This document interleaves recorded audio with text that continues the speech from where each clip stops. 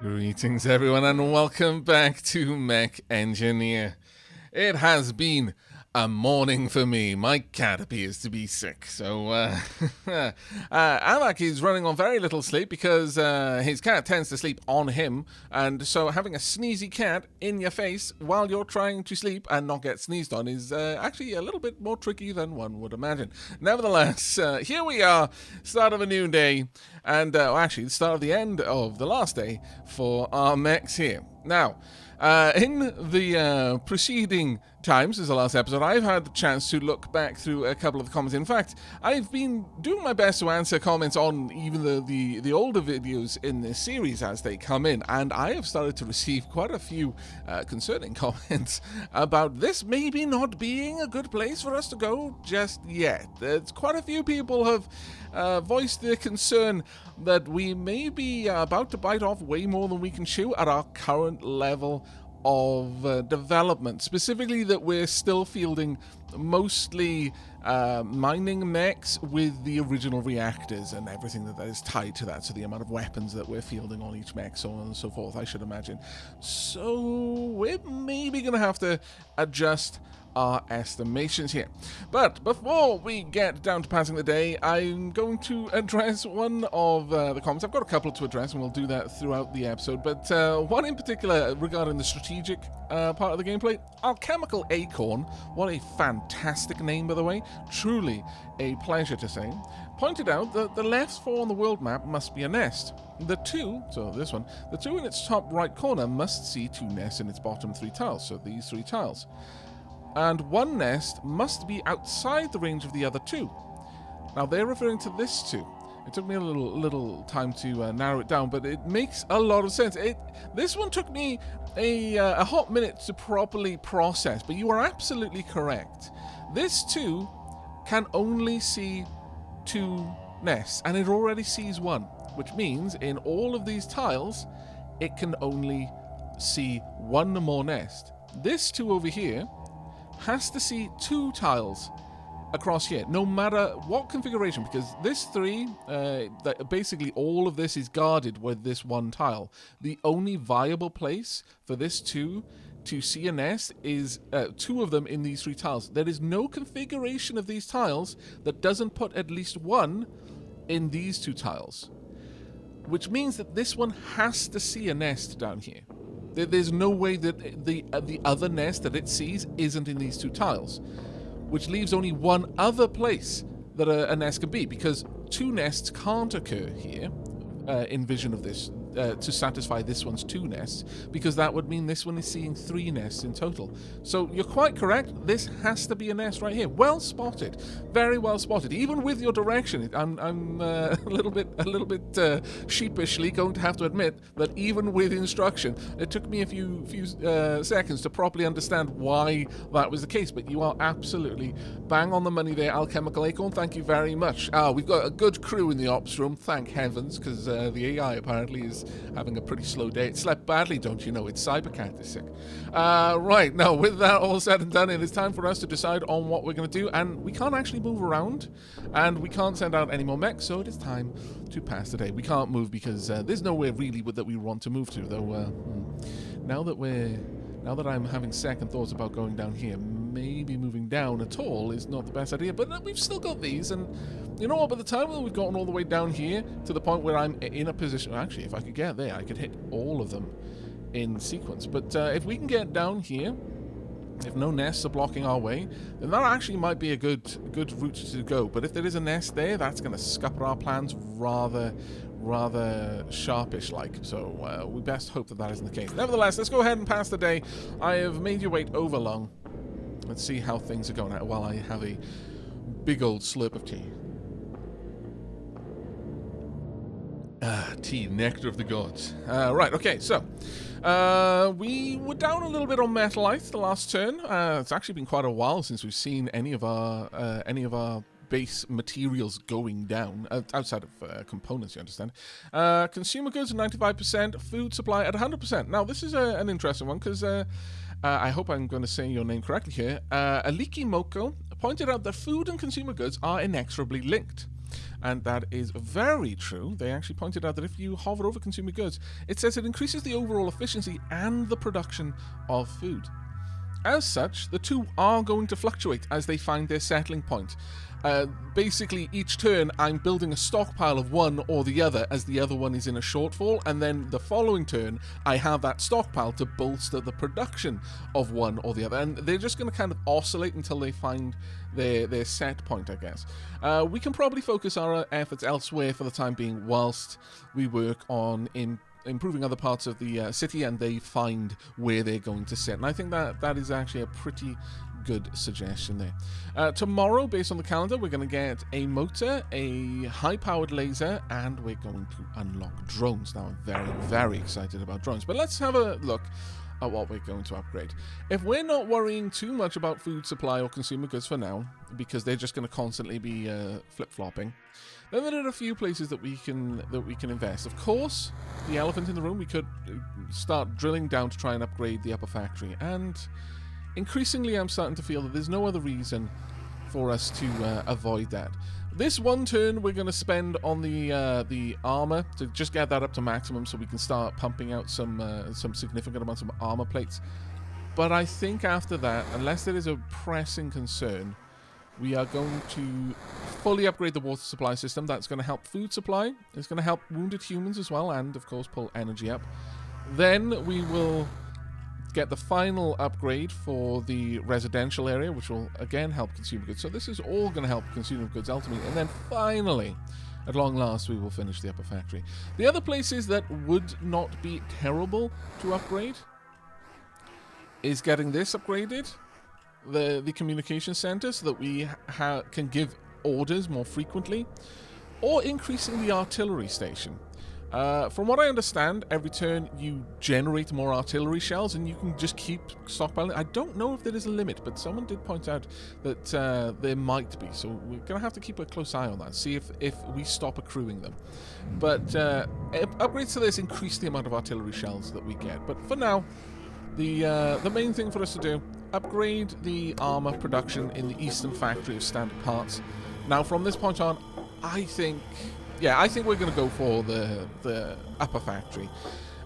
We are 14 days in. I think at this point, focusing down on getting that. Now, how many days is it going to take? It's going to take us 3 days there for 5 days in total. That's much more of a realistic thing for us to aim for. So a couple of episodes and we should be done with that big job. Alright, time for us to check out today's mission opportunities. Now then, we know all of these are safe, but we don't really want to check this one out. We know that if we clear this, we've got 2 turns. We could be down here by the time the storm hits. This is a storm, by the way. I keep getting questions about that, and I do apologize that I didn't properly answer this previously. Up to now, I've just been answering the comments individually, but I've had enough questions now. But again, the mega storm, I believe I touched on this in the last episode a little bit. This is the mega storm, and when it washes over us, we're not going to be able to move the city anymore. So if we just sit down here for 2 turns, that should be okay. We should have plenty of things to do around here. And assuming that our mechs are up to snuff, we've got 107 degrees there. I think quite a lot of these are desert though. Actually no, a decent amount of them are wastelands. So we should have some room to play around with.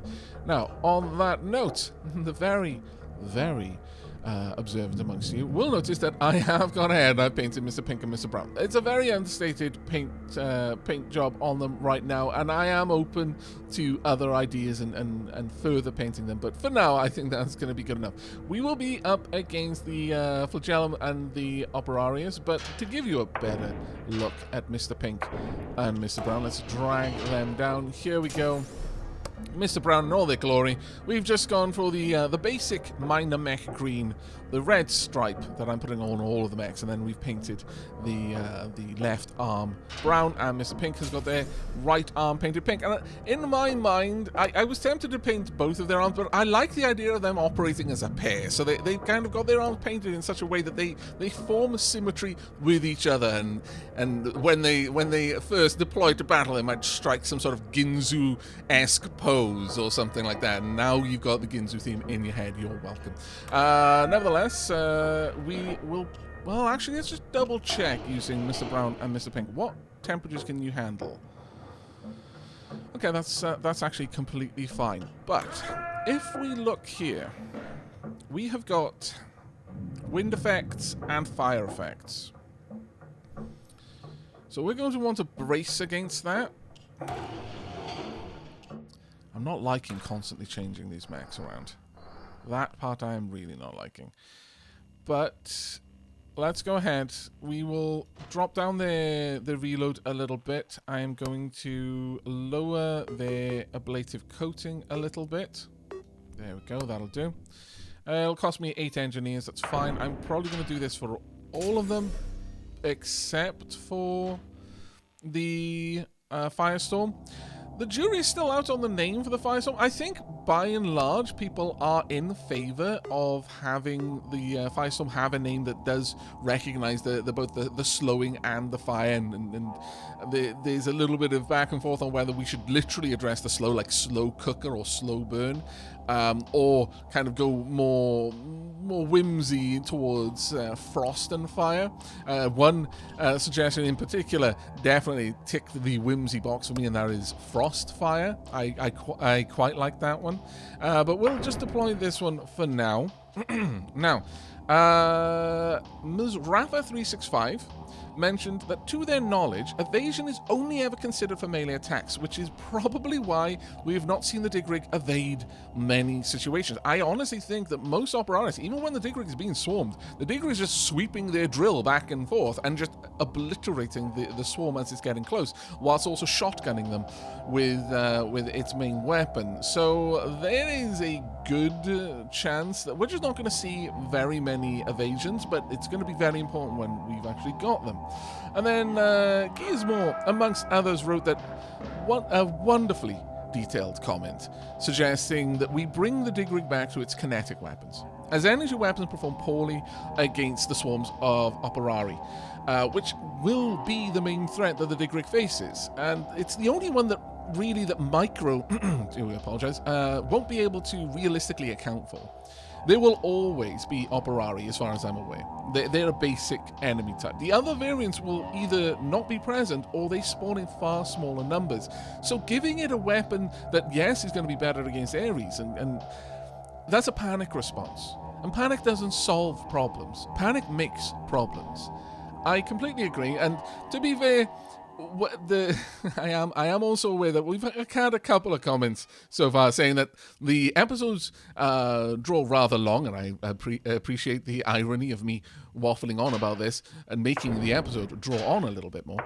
The episodes are a bit long, so when I'd already spent so much time kind of drilling down and going over this new weapon, and then realize that the operari are resistant against its damage, I just hope that the higher amount of damage would be able to squeak through.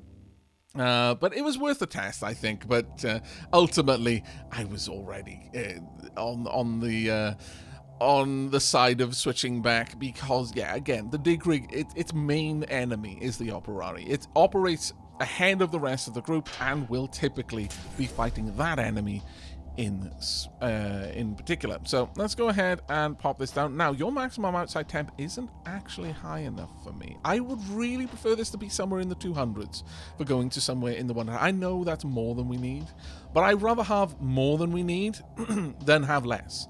So I think this is going to be the better way to do it. We're going to pull this weapon back off. We're going to give you back the... do we want the shotgun? Or do we want slow? I mean, slow would potentially give you a better function in a group against, for example, Columbra. It would give you more utility, and let's be honest, the dig rig is a utility mech. I'm thinking that maybe setting up the dig rig to be slow rather than shotgun would be the right move. Let's switch that over. It does pull down your armor penetration a decent amount, sadly. But we're going to just swap this around. We're going to pop that into accuracy instead. And for the most part, I'm actually kind of feeling that maybe we don't need as narrow of a firing cone then. Let's see where this sits. I mean, at this point, it really is a case. Like, about 600 meters is the best case scenario for the slow cannon. It just doesn't have the... At that point, the penetrative force is minuscule, I would say. Let's pull this all the way down to operari levels. Is it even capable of penetrating at this point? It kind of isn't. I mean, a couple of the shots do, but not that many. Okay, let's pull this in a little bit more then. About there, I would say. So we'll drag this down. That might... I'm seeing more of the shots going through now than not. So at least against the operarius, this is going to be a suitable weapon. It's still 19 weight. That is okay. It's certainly better than the laser that we had. Let's pop this back onto the dig rig. And this is going to be a little bit more of an expensive redesign here, but that's okay. Yeah, I think that's overall alright. And I might leave this armor module on. There is an argument to be made not to, and just to go for stability, because that is its primary role, is digging. But we are burning through our engineers making these small adjustments on the regular. So I would rather have something... We're heading down into the deserts. We're heading down into Africa right now. So having a good amount of resistance, and that's why I'm kind of going for the 220-ish, because the deserts, if we remember... Is this one a desert? No, that one is not a desert. Do we have any deserts visible to us? That one was, but... that one. If we have a look at a desert, it's 149 degrees. We want 50% on top of that. That takes us to about the 225 area. So if we have every mech with a heat resistance of 225, we're probably not going to have to worry about playing around with their heat sinks beyond this. And if we just leave one armor module, this is enough, I think, for us to at least fare better on tiles where we're going to be fighting against wind. I don't know if that's always going to be the case with deserts, but I wouldn't be too surprised if it were. Right, that means that we can pop up a little bit more weight on you, and also... It means we can turn back on your energy shield. Now, I'm not entirely sure that the energy shield as it is that good, but we'll work with it. Now, for you, I need a different reactor. I want an external cooling reactor. Actually, we might be able to get rid... Oh, yeah, of course. With that, the external heat reactor, we can do away. That works out really well for us. I forgot about that. We had a internal... resistant reactor because we were using a missile weapon. The coating on this means that... Now, I'm not planning to get the dig rig shot by missiles, but we do have a missile weapon, and the dig rig is going to be ahead of everyone else, and that's possibly not within the kind of the minimum firing safety bubble from a missile mech, which might be further back. So having a lot of ablative armor coating on the dig rig makes a lot of sense to me. Right, there we go. Let's get you out there. Finally, we've got the Shepherd. Now, the Shepherd is struggling a little bit. Do we have... Yeah, we've got plenty of these. That is perfect for us. Let's go ahead and just get you set up with a piece of armor right about there. There we go. Very nice indeed. And we'll just tighten up the armor profile on you just by adding in coating once again. We're going to be playing with some big guns and, or rather big missiles, and quite a lot of people have cautioned that, yeah, that's going to lead to shenanigans, and that I need to be prepared for that. Duly noted. Thank you very much for the warning. Right, we'll pop that one in there as well. There we go. Everything else looks pretty good here, and we have enough motors to get you... well, we could just put a little bit. Have we got enough engineers? When we field this mech, I don't think we're going to have enough engineers to easily manage this. What's your armor like? It's not amazing, I will confess, but we don't have the armor plates. I think we need to do a big armor rejig for our mechs right now. I'm so sorry about this noise. At the very least, know that I'm suffering with you. Almost full coating there. I guess instead of that, though, I could put on some heavier bulk armor. Actually, I know I just went through all of that, but let's err on the side of caution. Also, we did actually end up with a couple of more armor plates, thinking about it. So, sure, how about we pop these off? I think we got these back from the city. That is quite nice, in fact. Can I get this? Oh, I can. Oh, that's amazing. Okay, that is absolutely brilliant. We are up to 29 passive armor now. That is glorious. Okay, that will do us very, very nicely for the future. Though, considering we just took that weapon off, how about we have a rejig of this? I think perhaps we should... I'm not sure about the shotgun laser, because they have no penetrative force. It was pointed out that a shotgun weapon is better for something that can penetrate targets. This is at most just going to be able to hit a couple of targets, and realistically you kind of want more single fire on that. We could go with a slow. We'll obviously drag this in a little bit so that we can see what it could do. So we're getting about 400-500 at its current accuracy and damage. We could instead, because penetration doesn't matter to this weapon, we could instead go for fire. That gives us a massive potential damage, and it easily is stripping off the armor, so this thing is just going to, the Operaris is just going to die to this. So it's a decent swarmer weapon. If we look at shards, shards on a laser don't make any sense. If we look at critical, now that is a lot higher. That is a very, very nice bit of damage we're doing there. Into the thousands. Now the other one that we can look at is the accelerator, because this is going to give us a lot of energy. It's not actually doing as well as critical. What if we redline it 3 times? We're still not doing our damage potential is okay, but like the first shot would strip the armor, and then the successive shots would be doing this kind of damage potential. But is critical just better? I think critical might actually just be better. Interesting. Yeah. Okay. The battle cost is nothing, so we could field this. It's a weighty weapon, and it's going to require a better reactor in the marshmallow. Yeah, I don't think we're fielding the I'm so sorry to the shellcracker, because I'm waiting to build this weapon for the shellcracker. But I just keep giving all of the engineers to other mechs. Shellcracker is going to start thinking that I don't like it. Right, okay, so we're going to have to pull this down a little bit more, or just add in some extra motors, and that would do quite nicely. We are going to need to redline this 3 times. That is incredible damage now. But it is going to be pulling a lot. Heat from shot is 0.58. Oof. Oh, we've got external resistance of 30. Yeah, no, that's fine.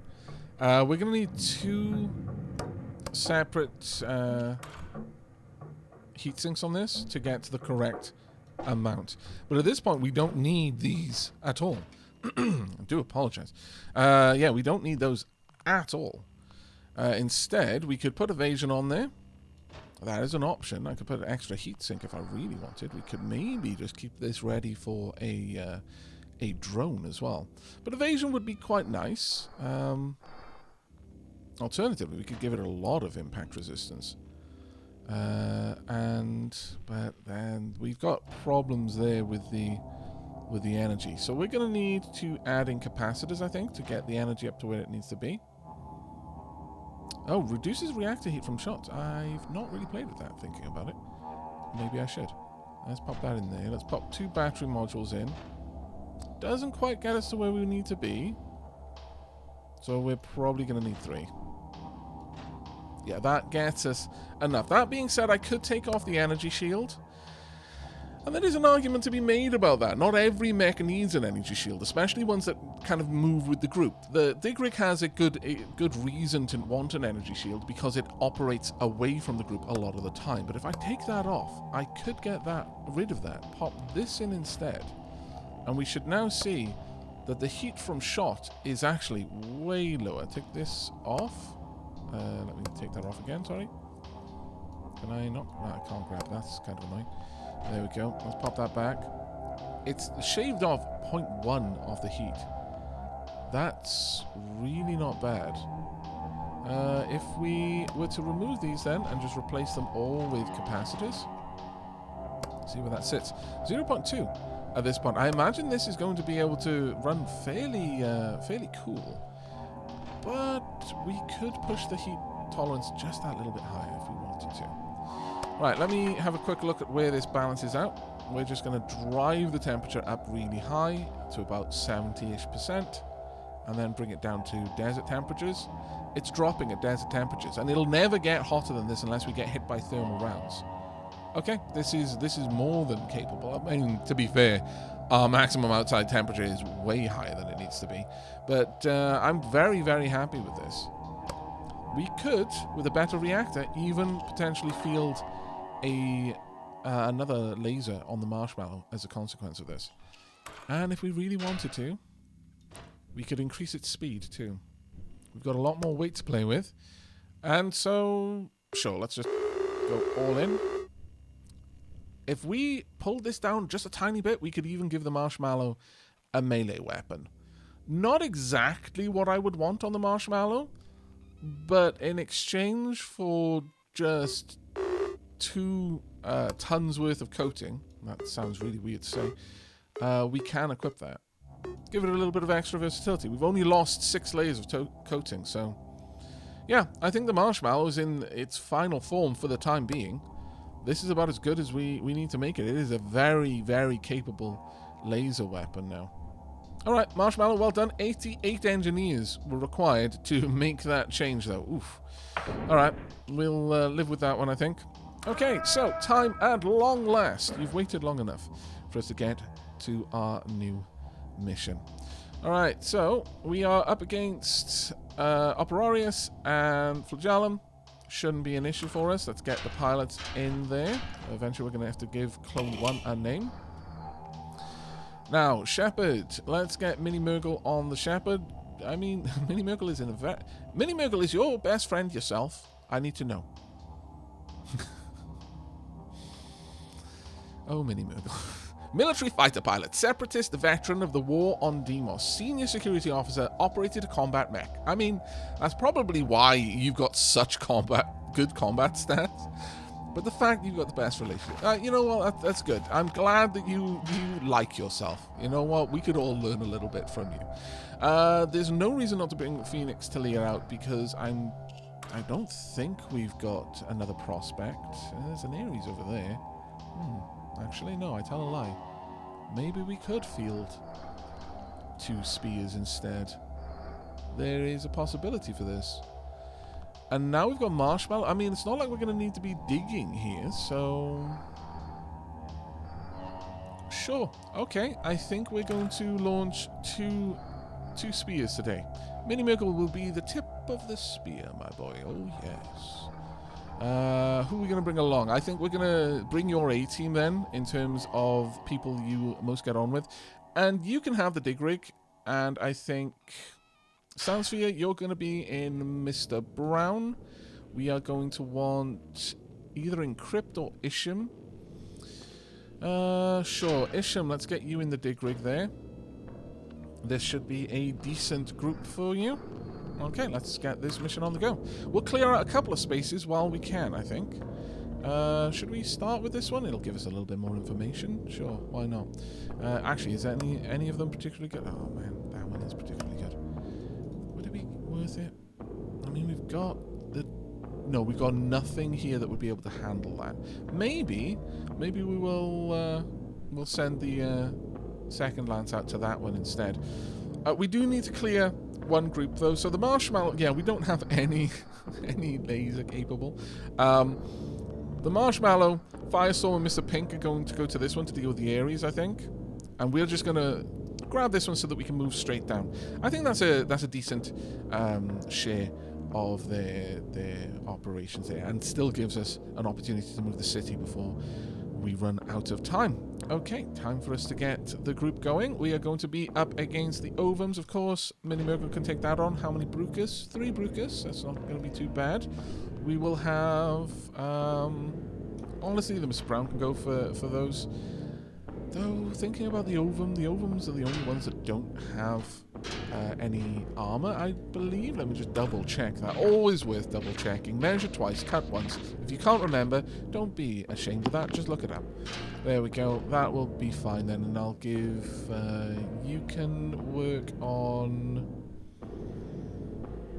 Yeah, we'll go for the Brukers. The Brukers are going to be our primaries. The Operari, we're going to need to clear those out with Mr. Brown, but the Dig Rig can focus on the Flagellum. I think you're going to be the best one for that. All right, this is not going to cost us very much, and so we should hopefully end today with quite a lot of materials for us. It's been a little while since we've fielded a spear instead of a lance. Right, as always, tab T to bring it up full screen and put you into WASD camera mode.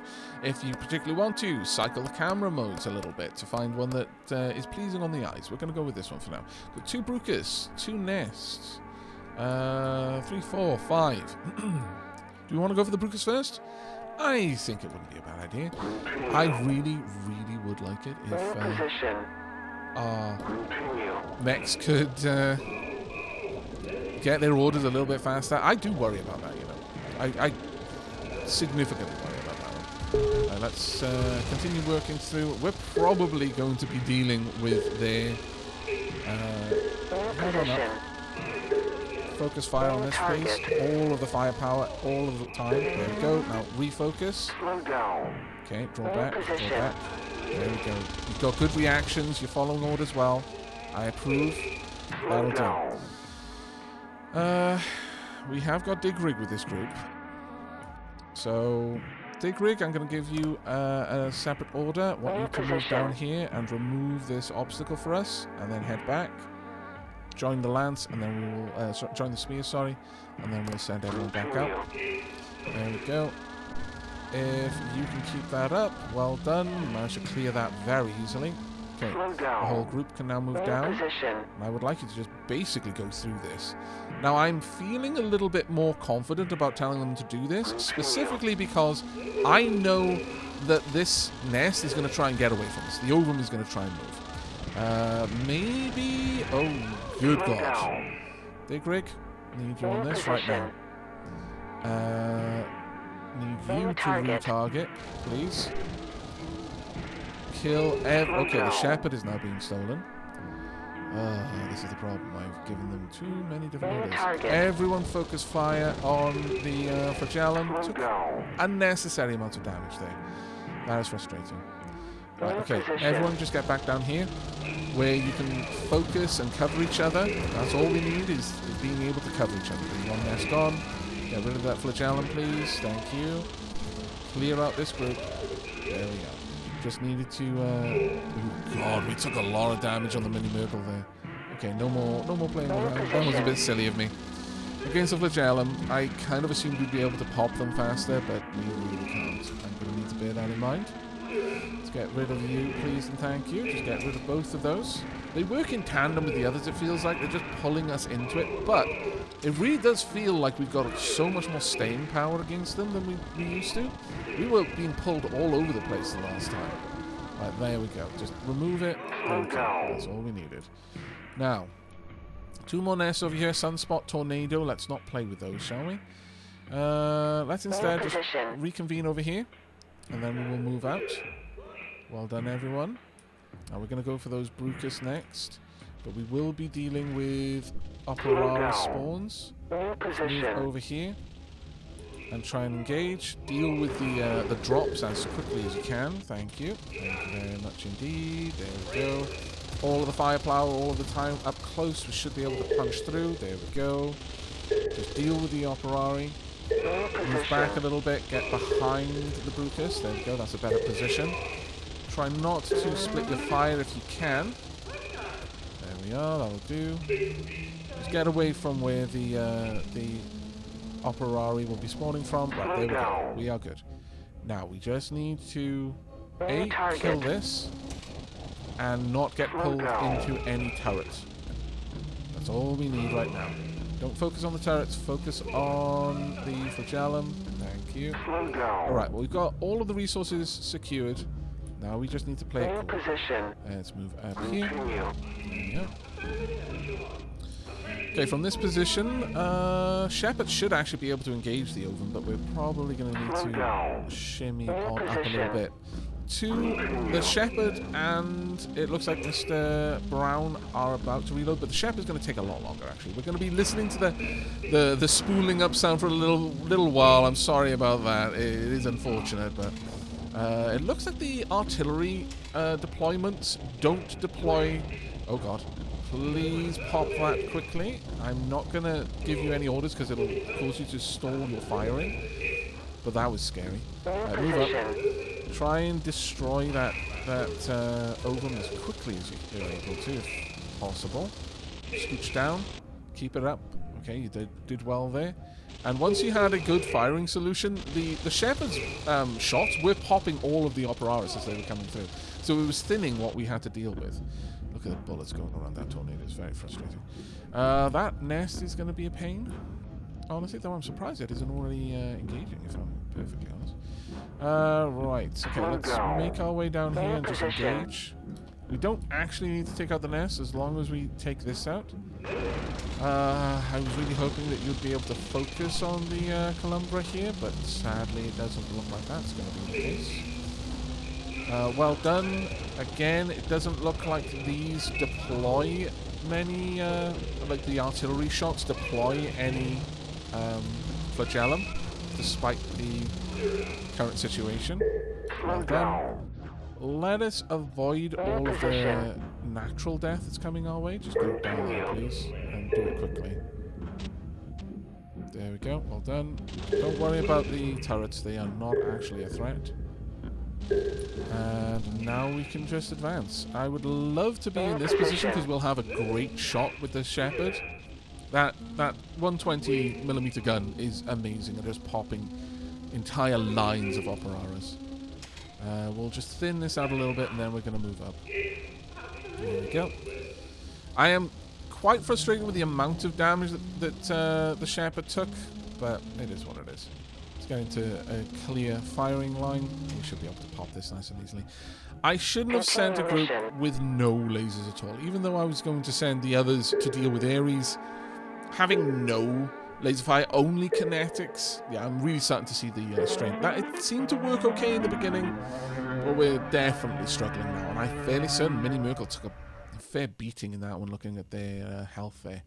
That is unfortunate. That is going to be a big repair cost. But we came back with a lot of resources, so not terrible. Well done. You actually got through a fairly harrowing experience there. And I'm even going to give one to Soundsphere as well for the same reason. Isham, you did great. And because you did great, it's almost tempting not to give you a medal because you didn't have to deal with any bad things. But you know what? That smacks of, oh, let's just armor the parts of the plane where the bullet holes were when it got back, completely ignoring that when the planes got shot in the past where the bullet holes weren't on the ones that got back, they didn't get back. So, yeah, no, we're going to absolutely give this to you because you're probably the reason they got back. Well done, you. Right, let's have a quick gander. Actually, there's a very good likelihood that Isham is the reason that Mini Merkel and Soundsphere got back, because Isham was the one that was priority targeting the things that were messing them up. Ammo spent with kinetic weapons, reload time, I mean, not terrible. Reactor temperatures are good. That's the main thing I really wanted to see here, is how good the reactor was doing. We actually managed to avoid an attack there. Well done on evading that, Isham. Alright, let's see the damage. What was the repair bill? 385. Well, we know that it's only going to really be Mr. Brown and Shepard. We've got a couple of engineers available, so sure, let's just get everyone out of there. We're going to throw Mr. Brown and Shepard back here. Going to have a look at you two. The Shepard is going to need a lot of work. We know that. Oh, God, it was all in hit points, too. Depending on how much this shaves off. Basically, if you get damage to these systems, it seems that you can halve it. There's an upper limit. Like, the most you'll ever pay to repair a system is about 250. If these pips, and they can get really numerous, if they're beyond that threshold, then even if you half how much damage is done, you might still be paying 250. Because you know, under normal circumstances, you would have been paying 500 or something. But when you repair them, it will half the damage, or somewhere around there, and then redistribute some damage elsewhere. If any of these get damage and you redistribute it, it'll add 22 repairs worth of damage to the kind of chassis. I imagine this is the chassis and this is the limbs, or something along those lines. But if you half this, you apply 22 to everything else. So you've really got to bear in mind, you've got to make, you know, around 100 to make this work out. Let's see if that works. It did not. So that was not the best. Though, that, as you can see, that only dropped down to 220 because we were well over the threshold. Oh well, I'm just going to tank that. We've explained the system. We actually took a critical system damage there as a consequence, but let's get all of that repaired. There you go. Right, Shepard, you are good to go. It costs. It only costs the engineers if we actually do use them for the repairs. This one might actually work out. No, it wouldn't because it's not over 100. No, we'll just pay for that one. That's fine. There we go. All is done. All is well. Right now, time for the second mission, and for this one, we are of course taking Phoenix out in the firestorm. Now you're not going to be as quick because Mini Murgle is the one with the speed. But yeah, your vitality got tanked. I'm so sorry. You were going through the grinder there. I know that we're going to be putting you in the hospital, so you can just chill out there for now. We'll decide who else goes in a moment. As for Phoenix, who else are we bringing? Bigelow, I really dislike your extremely low CBS. It worries me, because you are that much slower than everyone else in responding to orders. Where's Encrypt? Encrypt, you're going... I'm actually going to put you in the Marshmallow. Sure. And who else then? Let's have a look at people with extremely good relationships. You know what sounds for you? You're just agreeable. You get on with everyone. Maybe Russell. Sure, Russell, you can come along in the Mr. Pink. That's going to be our group there. But I'm actually really starting to feel that Bigelow, you need the training. So I'm already going to decide on that one. I need you to get your CBS up, mate, because it is making me worried about taking you on missions. Right, so next one, we're going to go take out the Ares because we can. Now, this isn't strictly going to give us anything, but it will give us a nice bump of stalagmite. I will eventually be able to say this correctly. Interesting map, too. All right, let's get our pilots ready to go. For this one, again, we can just focus on the nest as and when. They will be targets of opportunity. I'm instead going to tell our Stompy mechs to go for the Ares. So, Firestorm, Marshmallow. Actually, I'm going to put Marshmallow down here because I'm used to using 3 for the digging. Mr. Pink, honestly, I could have Mr. Pink go for it as well, but I do need someone to focus on the Operarius. Right, okay, this should be okay. We have definitely got a lot of Brucus splatting potential with this group, so I'm not too worried about that one. Right, once again, tab T, there we go. We've got a nest right next to us, okay. 3 nests over here by the looks of it, 4, 5, that's all of the nests. Sunspot, don't see a tornado yet. 2 Brucus with 3 Brucus, okay. Not actually a bad setup here. Alright, move in. If we just get close to the nest, we will pop them. These lasers are, oh god, lord, they're amazing. I love them. I truly do. Just wipe out these nests. I mean, the Ovum don't have any armor to speak of, so we don't really need to worry about that. Just get on down. I think you're reprioritizing because you can see an Ares, perhaps. Maybe not. Let's remove that. There we go. That problem has been solved. Let's get back over here. We're going to need to deal with a bunch of stuff just dropping in on us. There we go. Very nicely done. Very nicely done. Just remove it before we move forward. There we go. Alright. We have got an Ares ahead of us, so let's watch what happens to this. It is getting melted, hopefully. Yes, it is. Perfect. Let's move down here. We'll take out this nest and move on to the other one. Got another Ares on the move and ready to micro it. Okay, the first Ares gone. Second Ares, we haven't got good sight lines on it, which is a problem. It may charge. Pop them both. Yes, well done. Okay, bringing the right weapons to the fight. Who would have thought it? It actually makes a difference, eh? And the beautiful thing is, these laser weapons are not going to reload, so we are going to just constantly attack them. There is no escape for them. There we go. All the nests are gone. Not why are you engaging? I clearly need to change the engagement range of that weapon. That is annoying. Is that tornado coming my way? It is coming my way. Can I attack the tornado? Target. Shoot at the tornado. I cannot. Shame. Apparently, actually, no, I can. Oh, the tornado just straight up yoinked those operators. I'm okay with that. Let's move up and away. There's no point in us being down here because it might just change direction and come for us. And I would kind of not want to be there if that happens, actually. Right, let's make our way up. Remember, we do have one digger in the group that we can use to go for these Brucus. We've already removed the nest, so honestly we can take the rest of this fairly comfortably. Let's just get into position. It looks like the Brucus are going to come to us rather than us having to go to them, so I'm A-okay with that. Just move into this position. We should be able to just melt this Brucus. Thank you. Might even be able to melt that one through the wall. If not, no, I think we've upset it. No, okay, that's good. Let's head on up. Continue moving. That one's popped. Well done. And the tornado's coming back, sadly. Alright, let's move down this way. We will maybe drill through. Depends a little bit. Right, pop the artillery.